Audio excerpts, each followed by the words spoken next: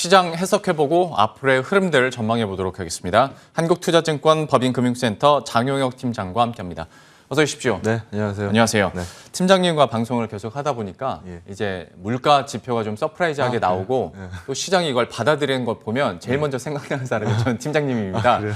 이번 미국 5월 어떤 소비자 물가 지표나 아니면 기타 다른 지표들 좀 어떻게 해석하고 또 시장 받아들이는 거 보고 어떤 생각 가지셨어요? 일단 이제까지 연준이 시장에서 가장 중심적으로 보던 지표가 사실 PC 물가 네. 지표거든요. 그래서 이거 쳐다보는 시각들이 많긴 많았을 텐데 예전처럼 이렇게 불안한 시각으로 보는 건 별로 없었을 거예요. 왜냐하면 CPI가 이미 우리가 다 보고 이제 PC 물가 지표를 보는 거기 때문에 큰 충격은 없을 거다라고는 대충 알고 있었을 거고, 그래도 행여나 혹시 뭐 두드려 맞을까봐 걱정하는 시각들이 일부 있었을 텐데, 뭐 지금 보시는 것처럼 어젯밤의 미증시도 S&P하고 나스닥은 또 신고가 경신하는 흐름이고, 뭐 누가 봐도 강한 증시 흐름을 보여주고 있습니다.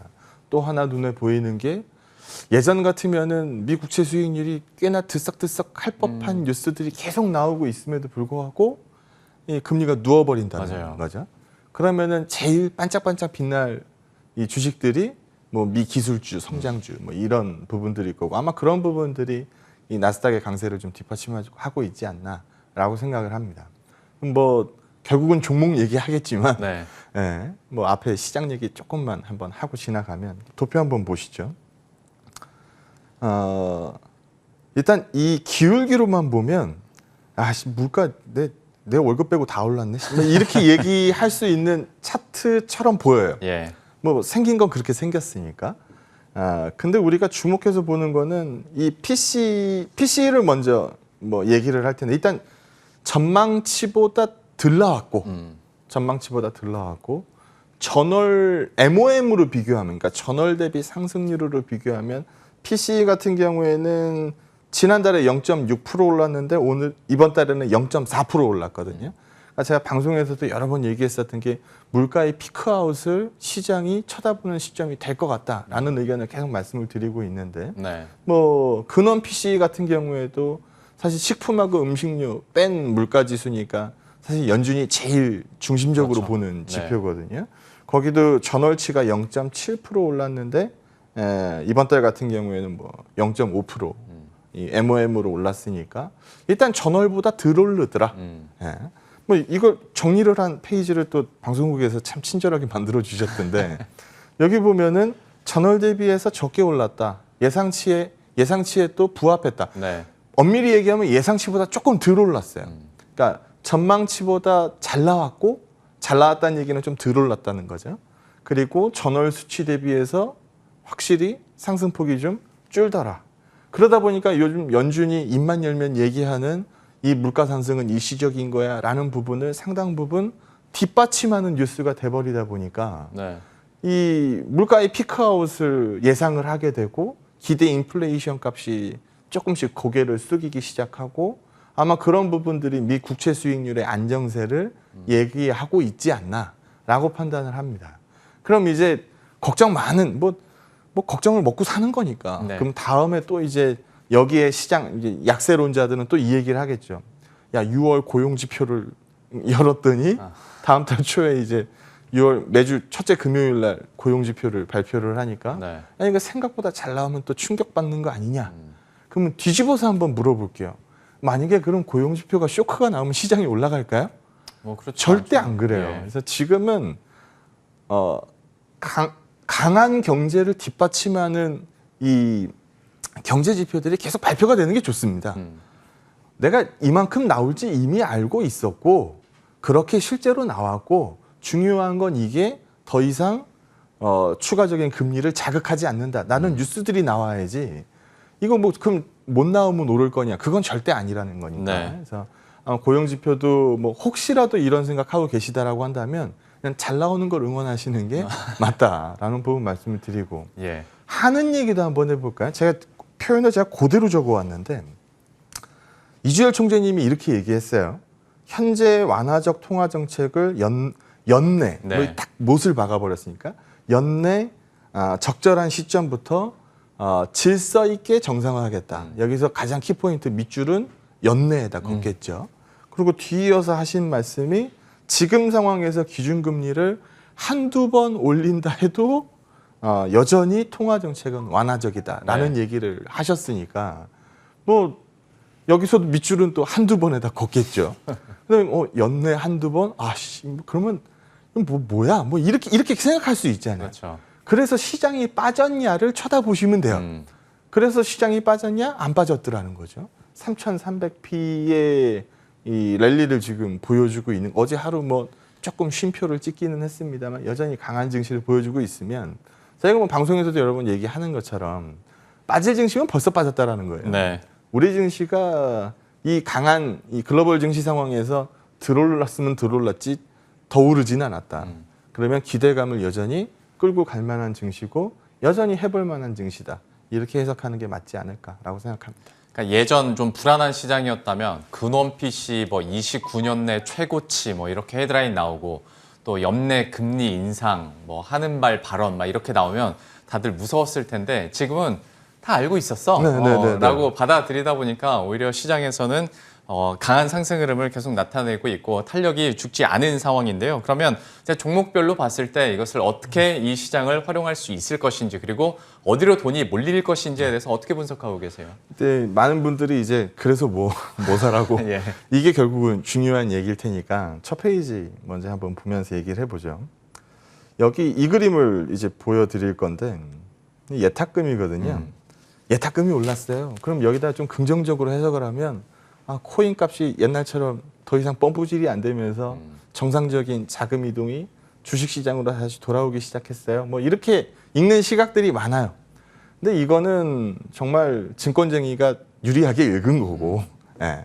솔직히 얘기하면 이제 대여들의 공모를 앞두고 있다 보니까 그렇죠. 네. 증시로 들어와서 이제 준비하는, 이제 몸 푸는 돈들이 이제 늘기 시작했다라는 거죠. 근데 중요한 거는 이게 증시에 불리한 뉴스는 절대 아니니까. 네. 그래서 SD 바이오센서가 예전 공모가였으면 조금 부담을 안을 수도 있는데 40% 깎아줬잖아요.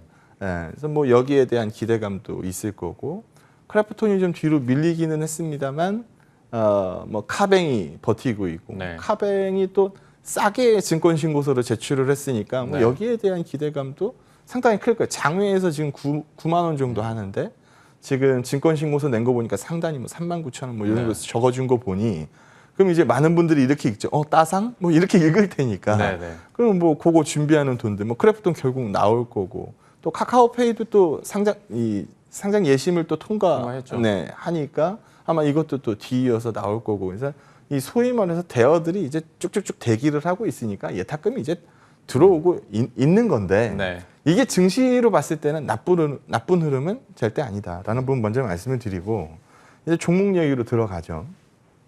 지난주에 가장 뜨거웠던 감자를 골라봐라고 하면은 사실 카카오예요. 우리가 매주 화요일 날 방송을 하잖아요. 예. 이 화요일 날 카카오가 6.6% 올라가고 네이버가 8.3%를 뻗길래 아싸 드디어 왔어. 뭐 우리가 얘하고 괴리가 너무 많이 벌어져 있었으니까 우리가 카카오를 골랐는데 이제 드디어 타이밍이 왔어. 뭐 맞아요. 이렇게 했어요. 네. 그러고 나서 다음 날 카카오가 딱 7% 부러지는데 뭐 네이버가 요즘 네카오라고 부르거든요. 네. 네이버 카카오 요 줄여 네카오. 근데 0.9% 1%도 안 빠지는 거 보고 그래 이거야. 드디어 수급 이동이 시작됐어. 근데 그 다음 날 보니까 뭐 별반 다르지 않은 흐름을 보이더라. 네. 근데 중요한 건 그거예요. 소위 제일 잘 나가던 종목이 물론 한 번에 부러지진 않아요. 뭐 절대 주도주가 한 번에 죽는 주도주 봤어요? 그러면 게임이 너무 쉽잖아요. 네. 예. 주도주는 절대 한 번에 죽지 않습니다. 그러면 얘네들이 이제 소위 말해서 브레이크라는 거를 밟은 거거든요. 그럼 소위 브레이크를 밟아서 한 페이지 다음서부터 보여드릴게요. 소위 브레이크를 밟아서 수급이 막 바깥으로 튀어나간다. 뭐 이 외국인이든 기관이든 바깥으로 수급을 막 매도로 빼기 시작한다. 그러면은 소위 좀 걱정이 될 법도 해요. 네. 근데 여기 보시는 것처럼 개인 주도 장세에서 외국인은 매도가 현격히 줄었고 기관들은 수급이 이제 돌아오기 시작하거든요. 그럼 소위 부러지는 수급은 절대 아니란 말이에요. 네. 근데 그날 보니까 뭐 소위 시장에서 주도주라고 불렀던 카카오가 7% 부러지는 날 보니까 공매도가 74만, 이거 돈으로 계산해 보면 1,200억 좀 넘어요. 한 종목의 공매도가 1,200억 쏠릴 정도로 시장이 쏟아졌는데 이거 해당되는 날 24일이니까 24일 날 수급 보니까 튀어나간 돈이 안 보이더라. 그럼 결국 어디론가는 돈이 들어갔다는 얘기잖아요. 네네. 그날 돈 들어간 걸 찾으시면 돼요. 아하. 그래서 이거 PPT 순서가 엉망진창인데 이거서부터 보여드릴까요? 그럼 24일 날 돈 얼로 들어갔니? 라고 보니까 삼성전자의 기관이 190만 주 들어갔고 하이닉스의 외국인하고 기관의 돈이 들어가더라. 예. 야, 그러면 소위 시장 부러지는 그림 예상하면서 시가총액 원투를 살까? 절대 안 산다라는 거죠. 그래서 수급의 이동이 시작된 거지. 그러니까 너무 과하게 쏠렸던 쪽에서 정상적인 이 자금의 이동이 시작된 거지. 소위 야, 돈 빼서 나가. 뭐 이렇게 얘기하는 그림은 절대 아니다. 그럼 아직은 안정이라고 볼 수 있다. 네. 그리고 절대 한 번에 부러지는 이 시세가 아니니까 우리가 골랐던 거는 사실 네이버를 골랐었잖아요. 예. 이 주가 상승이 소위 부담스럽다라고 생각을 해서 네이버를 고른 거기 때문에 네. 요거 보유하는 데는 아무런 문제가 없다. 그럼 이 시점에서 하나 질문 드릴 게 어떤 성장주에서 기존 우리가 소위 말했던 옛날에 말했던 가치주로의 이동이라고 보기보다는 예. 그냥 안에서 여기 많이 아니, 올랐으니까 그럼요. 이쪽으로 이동하는 정도로 네, 우리가 맞아요, 봐야겠네요. 맞아요. 이게 뭐야 흑이야 백이야 뭐 아니 난 회색 뭐 이 대답을 원하는 게 아니잖아요. 그렇죠, 네. 그럼 흑이야 백이야 난 백 뭐 나는 흑 뭐 이 대답을 원하는 거라고 한다면 절대 시장의 그림이 한 번에 부러지지 않기 때문에 아직은 성장주 쪽의 스탠스가 많이 서 있다라고 보는 게 맞을 것 같고요. 네. 만약에 아까 전에 수급의 이동표를 보여드렸던 삼성전자 하이닉스가 제대로 이제 수급을 빨아들이기 시작한다. 그러면은 그때는 이제 100으로 옮겨볼까? 뭐 이렇게 생각을 하는 게 맞을 것 같다. 근데 이게 하루아침에 안 나오거든요. 그렇죠. 그래서 그 시점을 이제 노려보시는 게 이제 포트폴리오 비중 트레이딩의 뭐 하나의 이 툴이 되지 않을까라고 보는 거고요. 예. 그래서 이제 또 뭘 들고 왔어요?라고 이제 또 물어보실 테니까 이제 오늘은 이제 포트폴리오 종목을 무한히 확대를 할 수가 없으니 네. 오늘은 그냥 아이디어만 한번 빼보려고 그래요. 네. 요즘 현대차, 기아차는 제가 지난주에 뭐 거의 뭐 나와서 특집 방송을 했으니까 그거 비해서 현대모비스가 탄성이 좋아요, 나빠요? 그거에 비해서 안 좋아요. 많이 안 좋아요. 현대차, 기아차 탄성에 비해서 네. 모비스 탄성이 안 좋아요. 둘 다 탄성이 뭐 썩 네, 많이 맞아요. 좋진 네, 않아서. 네, 네. 근데 현대기아차는 오른 부분이라도 크잖아요. 모비스는 오른 부분을 녹이지도 못했는데 탄성이 없어요. 네. 그러면은 현대기아차가 훨씬 우세한 그러네요, 거죠. 네. 그러면 최근만 놓고 볼게요. 이게 PD님이 보여주실 수도 있을 것 같은데 네. 최근에 현대 모비스 차트하고 네. 현대 글로비스 차트하고 한번 보여주실래요? 아하. 그러면은 뭐 비교하기가 딱 좋을 것 같은데 나오네요. 일단 하나하나 보여드리고 네. 비교 차트도 보여드릴게요. 네, 모비스 차트고요. 그 다음 글로비스 한번 보여주세요.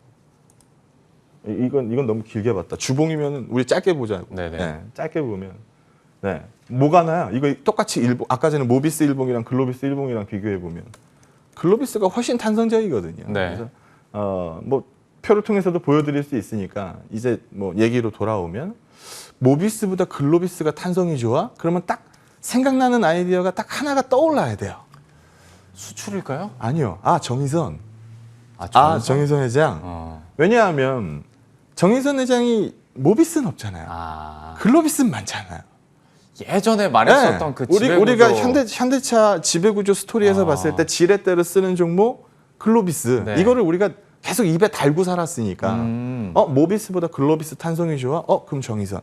이렇게 생각을 하는 거죠.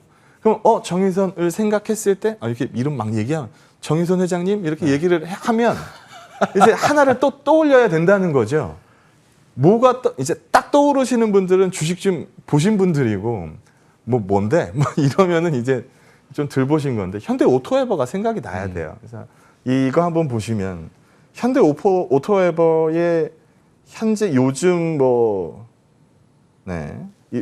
하루에 10% 오르고 2% 오르고 3, 2, 4, 6 막 이렇게 올라요. 그러니까 누가 사는지 보면 알잖아요. 이렇게 사요. 이거 왜 사는 건데? 라고 해서 지분표를 들어가서 보니까 현대차 쪽에서 75% 들고 있다고 나오죠. 네. 근데 이거를 좀 분해해 봐야 돼요. 현대차가 31.59% 들고 있어요. 그 다음에 모비스가 20.13% 들고 있어요. 기아가 16.24 들고 있어요.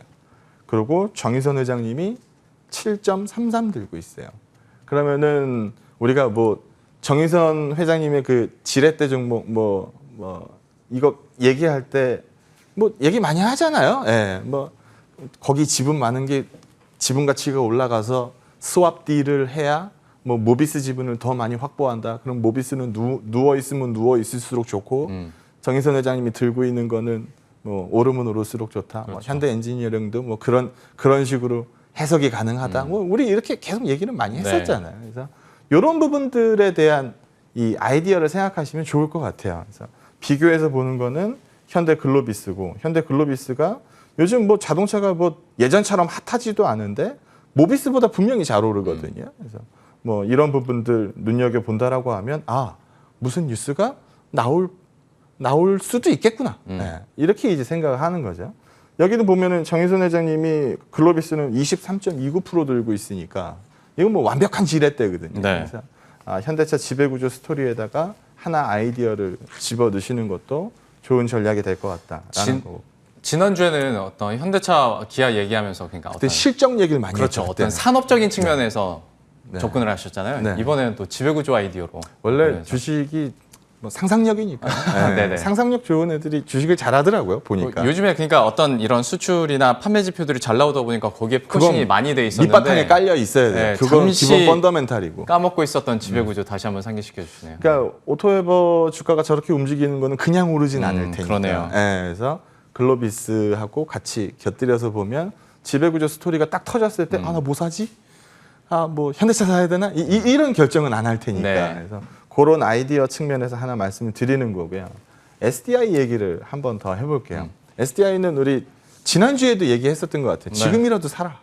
지금 뭐 다른 거 다 올라서 못 사겠으면 지금 SDI라도 사라라는 얘기를 지난주에 했었던 기억이 나는데 그럼 그래 지난주에만 샀어도 뭐 나쁘지 않았을 거예요. 예, 시장 요즘 뭐 핫하게 올라가는 뭐 종목들만큼 오르지는 못했지만 지금 들고 있을만 하거든요. 분명히 LG화학보다 괜찮아요. 근데 우리 이 부분을 한번 놓고 보자. 이게 머니투데이에서 기사가 났더라고요. 헤드라인 머리 기사만 제가 따왔는데 여기 기사니까 소개해도 되잖아요. 아 그럼요. 뭐 다른 뭐 경제 뭐 이런 거 아니니까. 아니요 소개하셔도 됩니다. 아 그래요? 네.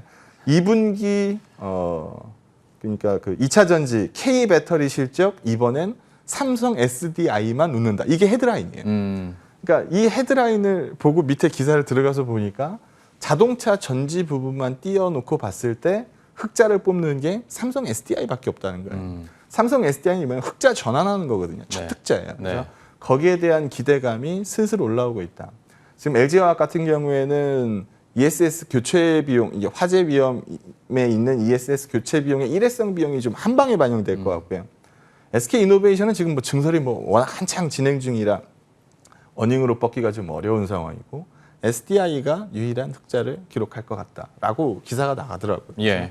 그런 부분들을 쳐다본다라고 하면 SDI는 이제까지 2차 전지들 중에서 그나마 제일 탄성이 작았던 종목이거든요. 맞아요. 그래서 여기에 대한 기대감을 끌고 결국은 괴리를 줄이고 격차를 맞추는 스토리들이 많이 나올 거라고 보기 때문에 뭐 이 스토리를 쓰는 것도 괜찮고 내가 죽을 때까지 내가 SK IT는 내가 쳐다도 안 본다라고 하시는 분들이 많이 계시겠지만 네. 그런 분들이 많으면 많을수록 시세는 잘 납니다. 그래서 여기 보시는 것처럼 요즘 IT 시세거든요. 뭐 수급도 좋고요. 내가 다시는 안 만져라고 하는 거는 개인밖에 없어요. 그래서 이건 뭐 분리막 넘버원이니까 그래서 이쪽에 대한 기대감도 좀 살아 있는 것 같아요. 그래서 우리가 SDI를 포트에 갖고 있으니까 SDI 기대감을 계속 끌고 가는 거는 나쁘지 않겠다라는 부분이고요. 결국은 현대차 기아차로 시가총액 1, 2로 언제 수급이 확연히 쏠리느냐 그거를 쳐다보는 시장이라고 보시면 될 것 같고 아마 그 시장이 지수의 이 가속을 시그널을 주는 시점이 아닐까라고 판단합니다. 참 정말 신기하게도 2주 전부터 어떤 포트폴리오를 꾸리고 삼성 SDI에 대해서 얘기했을 때 그 전까지만 하더라도 정말 뉴스 없었고 누워 있었죠. 그나마 나왔던 게 미국에서 할 거야, 할 것 같아 정도였는데 소개해 주시고 난 이후부터 정말 삼성 SDI가 스멀스멀 올라옵니다. 수급도 다 개선이 되고 있고요. 앞으로의 흐름들도 계속 기대를 해보도록 하겠습니다. 삼성전자나 SK하이닉스 그리고 또 현대차 지배구조와 관련된 이야기들 참 많이 해주셨는데 그러면 어떤 시장 전략 스탠스 네. 우리가 어떻게 가져야 될지 이것도 한번 마무리를 지어보도록 원래 하죠. 눈에 좀 익어야 돼요. 우리가 지금 3,300표 와가지고 막 올레를 부르고 있는 이 타이밍에 뭐 갑자기 뭐 3,400, 3,500 이렇게 뭐 다이렉트 슈팅 막 이렇게는 체력이 안 돼요. 그래서 눈에 좀 3,300이 익는 시간이 필요한 거고 아마 요즘 증시가 아마 그런 부분들을 조금 얘기하고 있지 않나. 근데 결국 가장 눌렸었던 이 자리 올 때까지 가장 눌렸었던 시가총액 넘버 1, 2가 움직이는 시점이 아마 거기에 대한 가속을 시그널을 줄 테니까 그 시점 이후에 뭐 맞는 전략들 준비하시기 바랍니다. 예. 그리고 그 전략 종목에 대해서는 또 이 시간에 계속 업데이트를 해드릴 테니까요. 앞으로도 기대해 주시고요. 오늘은 이 정도로 마무리 짓도록 하겠습니다. 한국투자증권 법인금융센터 장용혁 팀장과 함께했습니다. 오늘 말씀 고맙습니다. 네, 고맙습니다.